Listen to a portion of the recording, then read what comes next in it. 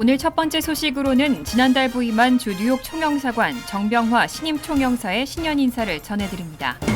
올해 뉴욕과 뉴저지에서는 최저임금이 인상됩니다. 2022년 뉴욕과 뉴저지주에서 새롭게 바뀌는 점들을 정리해봤습니다.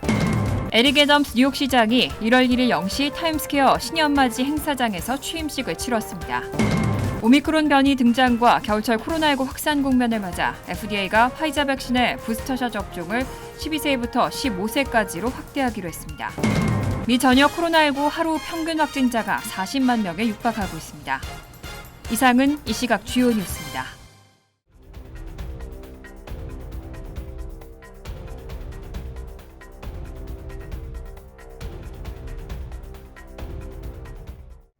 시청자 여러분 안녕하십니까? 2022년 1월 첫째 주 KBN 뉴스입니다. 오늘 첫 번째 소식으로는 지난달 부임한 주 뉴욕 총영사관 정병화 신임 총영사의 신년 인사를 전해드립니다. 2022년 이민년 새해가 밝았습니다. 존경하는 동포 여러분과 가족 모두에게 보람된 한 해가 되시기를 기원드립니다. 작년 한 해 코로나19 팬데믹이 지속되어 우리 동포들의 삶은 큰 고충을 겪었습니다. 게다가 아시안 혐오 범죄는 동포 사이의 불안감을 가중시켰습니다. 이러한 어려운 상황에서도 우리 한인사회는 더욱 단결된 모습으로 한민족의 저력을 다시 한번 과시하였습니다. 서로 돕고 미 주류사회 및 여타 소수민족과 협력하였으며 첫 한인 뉴욕시 의원 2분을 포함한 많은 한인 지도자께서 선출직에 당선되셨습니다. 이는 우리 한인사회가 지역 내에서 모범적인 공동체로 깊이 뿌리내리면서 모두가 합심하여 이루어낸 소중한 결실입니다. 올해 저희 총영사관은 민원실 확장 이전을 통해 민원 처리 역량을 늘리고 양질의 민원 서비스 제공을 적극 추진하겠습니다. 한미관계가 올해로 140주년을 맞이한 가운데 총영사관은 날로 심화되는 한미관계와 미국 내에서 높아지고 있는 한인사회의 위상이 시너지 효과를 낼 수 있도록 교량 역할을 강화하겠습니다. 금년 상반기로 예정된 뉴욕 관광문화센터의 완공을 계기로 뉴욕이 명실상부한 한류 확산의 전초기지가 될 수 있도록 문화외교 활동도 강화하겠습니다. 대한민국의 국격이 한층 높아지고 우리 한인사회가 더욱 번창하는 한 해가 될 수 있도록 동포 여러분의 관심과 성원을 당부드립니다. 아무쪼록 코로나19 종식의 기쁜 소식을 고대하며 동포 여러분의 가정에 평안과 행복이 가득하시길 기원합니다. 새해 복 많이 받으십시오. 올해 뉴욕과 뉴저지에서는 최저임금이 인상됩니다. 또 스티로폼 용기 사용이 전면 금지될 예정입니다. 2022년 뉴욕과 뉴저지주에서 새롭게 바뀌는 점들을 정리해봤습니다. 올해 달라지는 것들, 첫 번째는 최저임금입니다. 뉴욕주 최저임금은 지난해 12달러 50센트에서 13달러 20센트로 인상됐습니다. 나스오 및 서포 카운티의 경우는 14달러에서 15달러로 올랐고 뉴욕시도 15달러가 적용됩니다. 뉴저지주는 기존 12달러에서 13달러로 인상되고 팁을 받는 근로자의 경우 5달러 13센트가 됩니다. 새해에는 뉴욕주 전역에서 스티로폼 용기 사용이 전면 금지됩니다. 델리나 식료품점은 물론 행사에 식품을 공급하는 경우에도 스티로폼 용기를 사용하면 안 됩니다. 위반 시 250달러의 벌금이 부과됩니다. 뉴저지는 5월부터 비닐봉지와 스티로폼 용기, 플라스틱 빨대 등의 사용이 금지됩니다. 소셜 시큐리티 지급액이 평균 5.9% 인상됩니다. 두 배우자가 모두 혜택을 받는 경우 월 평균 지급액이 2,753달러로 지난해보다 154달러가 늘어납니다. 만기 퇴직한 사람이 받을 수 있는 최대 소셜 시큐리티는 작년보다 197달러 인상된 월 3,345달러가 됩니다. 저소득층 생계 보조금의 경우 개인은 현재 월 794달러에서 841달러로 부부는 1,191달러에서 1,261달러로 인상된 금액을 받게 됩니다. 그 외에도 뉴욕주는 리무진 탑승 시 모든 승객이 안전벨트를 착용해야 하고 맹견을 키우는 경우 주택보험이 인상됩니다. 또 뉴욕주는 모바일 스포츠 배팅이 합법화되고 오는 2월 슈퍼볼 이전까지 구체적인 규정을 마련할 계획입니다. 에릭 애덤스 뉴욕시장이 1월 1일 0시 타임스퀘어 신년맞이 행사장에서 취임식을 치렀습니다.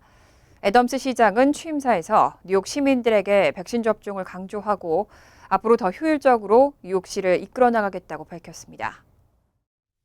새해 첫날이자 취임 첫날인 1월 1일 애덤스 시장은 브루클린 극장에서 예정됐던 취임식을 취소하고 송년 행사가 열리는 타임스퀘어에서 취임사를 했습니다. 900만 명의 뉴욕 시민들에게 애덤스 시장은 코로나 위기에 굴복하지 않는 길은 백신 접종이라고 강조하고 브로드웨이 공연을 감상하고 아이들을 학교에 보내고 사무실로 복귀하라며 이것이 뉴욕이 자력으로 회복할 수 있는 길이라고 선언한다고 말했습니다. 61세의 애덤스 시장은 뉴욕시가 오미크론 변이 바이러스로 인해 사상 최고 기록의 확진자가 폭증하고 있는 어려운 상황에서 취임했습니다. 뉴욕시는 또 폭력과 총기 범죄도 급증하고 있고 특히 코로나19 대유행 이후로는 총격 사건과 살인이 전국적으로 또 하나의 유행병이 되고 있는 상황입니다. 뉴욕시 경찰국장 출신의 애덤스는 시장 첫날의 근무로 9.11 구급대와 통화하고 지하철에서 발생한 두 남성의 몸싸움에 대한 보고를 들었습니다. 오후에는 몇 시간 전에 경찰관이 총격을 당해 다친 사건에 관한 기자회견을 열고 앞으로 폭력 범죄에 대한 공격적인 정책을 계속 펴나가겠다고 약속하는 등 바쁜 일정을 소화했습니다. 한편 애덤스 시장은 퇴임한 빌 드블라지오 전 시장이 강행했던 전국에서 가장 엄격한 코로나 방역 수칙의 일부는 그대로 가져갈 생각이라고 밝혔습니다. 앞서 12월 31일의 연설에서 애덤스 시장은 일부 전임자의 정책을 수용하면서도 전에 시 당국이 하던 일 가운데 낭비와 비효율적인 요소들을 과감히 없애는 과격한 실용주의 정책을 펴나가겠다고 말했습니다. 오미크론 변이와 겨울철 코로나19 확산 국면을 맞아 FDA가 화이자 백신의 부스터샷 접종을 확대하기로 했습니다. 조만간 12세부터 15세까지도 부스터샷을 접종받을 수 있을 것으로 보입니다. 또 부스터샷 접종 간격도 5개월로 단축됩니다. FDA는 오늘 화이자 코로나19 백신 부스터샷 접종 대상을 12세에서 15세로 확대한다고 밝혔습니다. 아울러 백신 접종 완료 이후 부스터샷 접종까지의 간격을 기존 6개월에서 5개월로 단축하기로 했습니다. FDA는 이번 결정을 내리기 전 이스라엘에서 이루어진 12세에서 15세의 부스터샷 접종 사례 6,300여 건을 살폈다고 설명하고 그 결과 이들 나이대 접종자의 특별한 안전 우려가 나타나지 않았다고 밝혔습니다. 질병통제예방센터에 따르면 미국 내 12세 이상 국민의 경우 71.1%가 코로나19 백신 접종을 완료했습니다. 부스터샷의 경우 18세 이상 국민의 36.3%가 접종한 상황으로 이번 승인에 따라 부스터샷 인구 비중도 커질 전망입니다. FDA는 이 밖에 면역 체계에 문제가 있는 5세에서 11세 아동에게도 부스터샷을 승인하기로 했습니다. 제닛 우드콕 FDA 국장대행은 최근 오미크론 변이 급증 상황에서 예방접종과 부스터샷 등 생명을 구할 효율적인 조치를 계속 취하는 일이 매우 중요하다고 밝혔습니다. CDC 백신 자문위는 이번 주 중 회의를 통해 FDA 결정을 검토할 전망입니다. 미 전역 코로나19 하루 평균 확진자는 40만 명에 육박하고 있습니다. 일주일 전과 비교해서 무려 2배나 늘어난 수치로 전례 없는 수직 상승을 보이고 있습니다. 어제 워싱턴 포스트에 따르면 미국의 7일간 일평균 확진자는 39만 6,490명을 기록했습니다. 일주일 전과 비교해 2배 늘어난 수치입니다. 뉴욕타임즈도 자체 집계를 통해 지난 1일 기준 일평균 확진자는 38만 6,920명, 사망자는 1,240명에 달했다고 보도했습니다. 인구가 밀집한 동부와 서부의 대도시 지역에서는 매일 수만 명 단위로 감염자가 쏟아지고 연일 최다치를 기록하고 있습니다. 뉴욕주 보건당국은 지난달 31일 기준 신규 확진자가 8만 5,476명으로 코로나 대유행 이래 하루 동안 가장 많은 신규 환자가 발생했다고 발표했습니다. 미국 카운티 중 가장 인구가 많은 로스앤젤레스 카운티 보건당국은 지난달 31일 기준 신규 확진자가 2만 7,091명에 달했다고 밝혔습니다. 플로리다주의 신규 확진자는 지난 2주 동안 948% 급증했고 조지아 722%, 루이지애나 710%, 워싱턴 DC 485%, 미시시피 446%, 하와이 340%, 캘리포니아 332% 등 대부분의 지역에서 확진자가 크게 늘었습니다.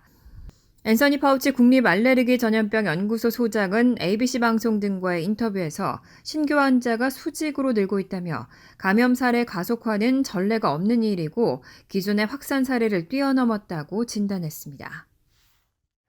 화이자나 모더나 같은 mRNA 백신도 오미크론 변이에 대해서는 예방 효과가 매우 낮다는 연구 결과가 추가로 나왔습니다.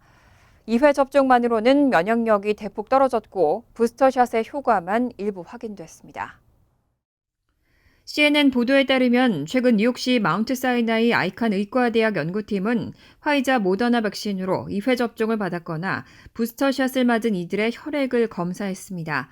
실험 결과 두 백신 모두 2회 접종을 완료해도 오미크론에 대한 면역력 형성은 크게 떨어지는 것으로 나타났습니다. 85개의 모든 샘플에서 오미크론의 중화항체는 베타 변이 및 원래 균주와 비교해 14.5배 이상 감소했습니다. 특히 샘플의 16.5%는 오미크론에 대한 중화 능력이 아예 없었습니다. 여기에는 감염에서 회복된 이들의 혈액도 4분의 3이 포함됐습니다. 코로나19 회복 환자에게서 불리한 항체는 오미크론 중화 능력이 백신 항체보다 더 약한 것으로 추정되고 있습니다. 백신별로 보면 화이자 바이오엔텍의 백신을 2회 접종한 사람들의 혈액은 오미크론에 대해 23배 낮은 중화항체 수치를 생성했고 모더나 백신을 접종받은 사람들의 항체 수치는 42배 더 낮았습니다. 추가 접종을 받은 사람들의 중화 활성은 화이자 바이오엔텍 백신의 경우 7.5배, 모더나의 경우 16.7배 낮았습니다. 기존 백신 접종 후 재감염에 대한 보호가 현저히 감소한다는 결과는 앞서 영국과 남아공에서 진행된 오미크론 변이에 대한 백신 효능 테스트 결과와 대체로 부합하는 겁니다. 다만 부스터샷의 효과는 일부 확인됐습니다. 연구팀은 화이자 부스터샷을 받은 사람들의 75%가량은 보호를 받았다고 전했습니다. 한편 오미크론 변이는 기존 코로나 바이러스들과 비교해서 중증 위험이 더 적다는 연구 결과가 여러 차례 알려졌는데요. 대체적으로 코나 목 등 상기도에만 영향을 미치고 폐를 손상시키는 정도는 적기 때문이라는 연구 결과가 추가로 나왔습니다. 지난 31일 뉴욕타임즈에 따르면 세인트루이스 워싱턴대와 일본 도쿄대 등 과학자들이 쥐와 햄스터로 진행한 연구 결과 오미크론 감염은 코와 목 등 상기도에만 영향을 주는 것으로 나타났습니다. 폐 손상 정도는 적었고 체중 감량과 사망에 이를 확률도 낮은 것으로 확인됐습니다. 특히 이전 변이에선 감염 시 중증을 앓았던 시리아 햄스터도 오미크론에는 경증에 그쳤습니다. 코에서 추출된 오미크론 수치는 초기 형태 코로나19에 감염됐던 동물들과 유사했지만 폐에서는 다른 변이의 10분의 1이나 이하 수준만 검출됐습니다. 오미크론 이전 코로나19 변이는 폐까지 손상시키고 중증을 야기하는 경향을 보였습니다. 논문 공동저자인 마이클 다이아몬드 워싱턴대 바이러스 학자는 다른 변이가 햄스터들을 활발하게 감염시켰던 점을 고려할 때 놀라운 결과라고 설명했습니다. 벨기에 등에서 쥐와 햄스터를 이용해 진행한 연구에서도 같은 결과가 도출됐고 앞서 홍콩대가 발표한 연구에서도 오미크론은 델타보다 폐에서 10배 느리게 증식하는 것으로 나타났습니다. 다만 세라체리 펜실베니아대 페렐만 의대 바이러스학 교수는 이번 연구들이 전염성 문제를 해결하는 건 아니라며 공기 중에 더 안정적일 수도 있고 새로운 숙주를 더 잘 감염시킬 수도 있다고 경고했습니다. 올해에도 미국 증시는 기업 실적 성장세에 힘입어 상승할 것으로 보입니다. 대체적으로 약 6에서 11%의 상승이 전망되고 있는데 코로나19 사태의 불확실성과 기준금리 인상으로 지난해만큼 급등하긴 어려울 거란 전망도 나옵니다. 월스트리트저널 보도에 따르면 스탠더드 앤 푸어스 500 지수는 지난해 27% 올랐지만 밸류에이션 측면에서 보면 여전히 매력적인 것으로 평가됩니다. 골드만삭스, 웰스파고, 크레딧 스위스 등 주요 투자은행들은 S&P 500 지수가 올해 약 6에서 11% 오를 것으로 예상하고 있습니다. 금융정보 제공업체 팩트셋에 따르면 올해 스탠더드 앤 푸어스 500 기업들의 이익은 9.2% 늘어날 것으로 예상됐습니다. 업종별로는 밸류에이션에 따라 전망이 갈릴 수 있습니다. 예컨대 정보기술 업종의 선행 주가 수익 비율 PER은 28배로 최근 10년 사이 가장 높은 수준이 예상되고 임의 소비재 업종의 PER도 33배로 사상 최고치를 기록했던 2020년보다는 낮아졌다고 하더라도 여전히 높습니다. 에너지 업종의 PER은 11배, 금융은 15배로 밸류에이션이 낮을 뿐 아니라 기업 실적 성장세도 예상돼 상대적으로 선호되는 업종으로 꼽혔습니다. 월스트리트저널은 하지만 예측 불허의 코로나19 사태와 임박한 연방준비제도의 기준금리 인상이 투자자들의 낙관론을 누그러뜨리고 있다고 지적했습니다. 투자자들은 연준이 올해 3번 금리를 인상할 것으로 확신하고 있습니다. 연준이 금리를 올리기 시작한 해에는 통상 증시가 선전했지만 국제 금리 상승은 증시의 여러 측면에서 부담을 줍니다. 기업들의 차입 비용이 증가할 수 있고 투자자들이 증시 말고 다른 투자 대안을 찾을 수도 있기 때문입니다. 만약 미 국채 금리가 상당한 수준으로 오른다면 중소형 IT주나 게임스탑, AMC 등 민주식이 특히 타격을 입을 것이라고 전망됐습니다. 지난 한 해 미국인들은 집을 매수하기 위해서 1조 6,100억 달러의 주택담보대출을 받은 것으로 추정됐습니다. 역대 최저 수준의 낮은 이자율에다 수요까지 급증하면서 역대 최대 기록을 세웠습니다. 1일 월스트리트저널은 모기지 은행협회 추정치를 인용해 미국인들이 지난해 한 해 동안 집을 매수하기 위해 1조 6,100억 달러의 주택담보대출을 받았다고 보도했습니다.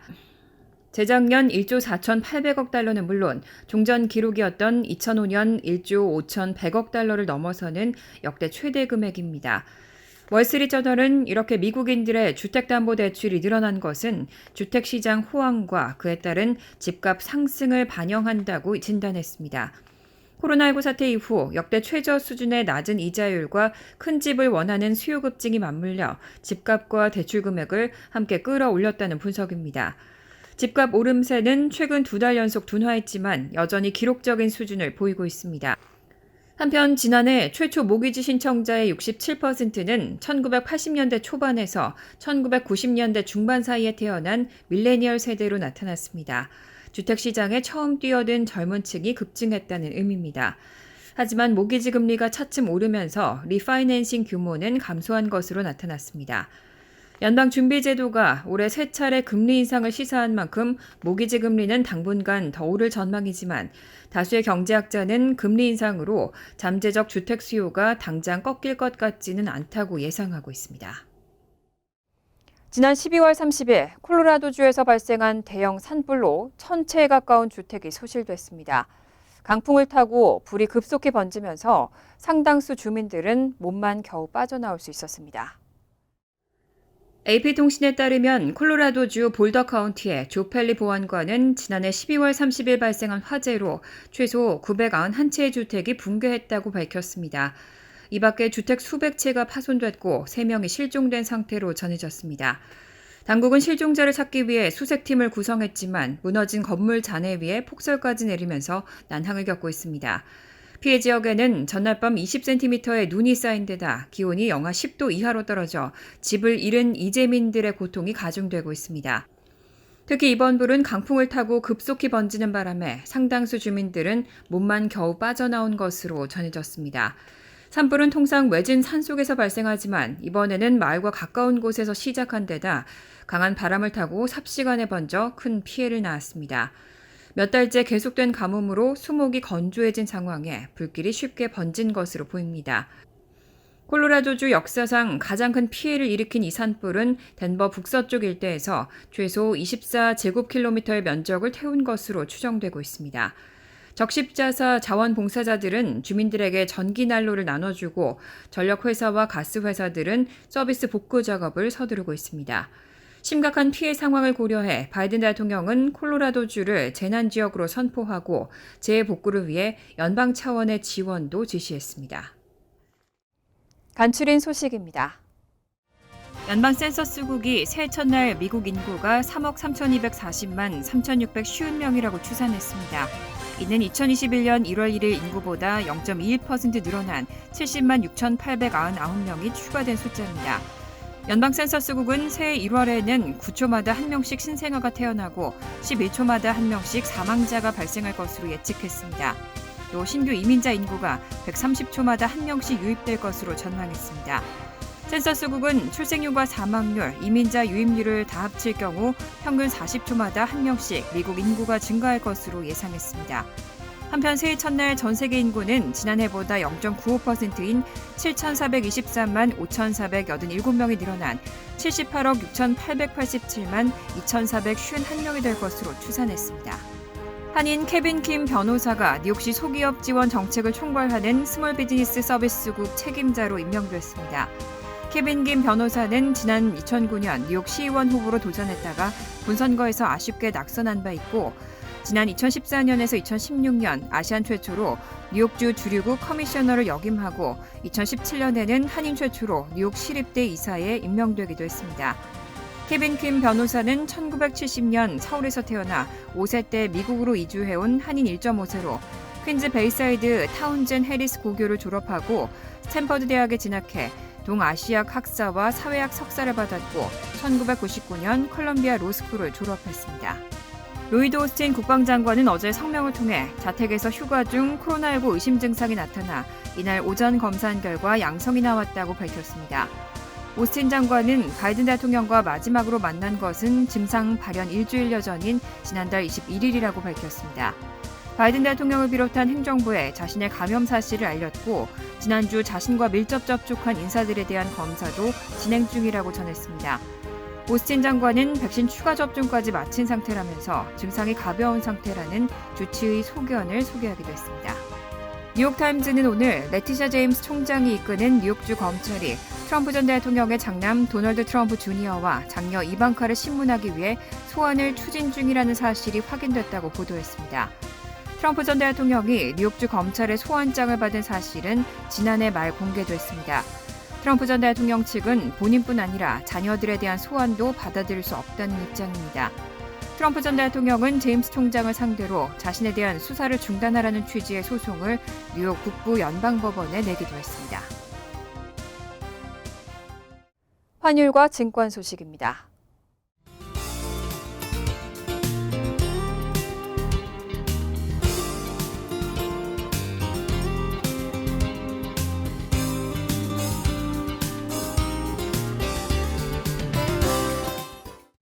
이어서 날씨입니다.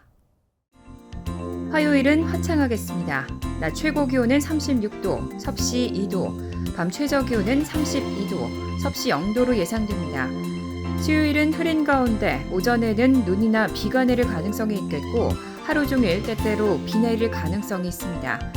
목요일은 화창하겠지만 밤에는 눈이나 비가 내릴 가능성이 있습니다. 이상으로 KBN 뉴스를 마칩니다. KBN과 함께 즐거운 저녁 되시기 바랍니다.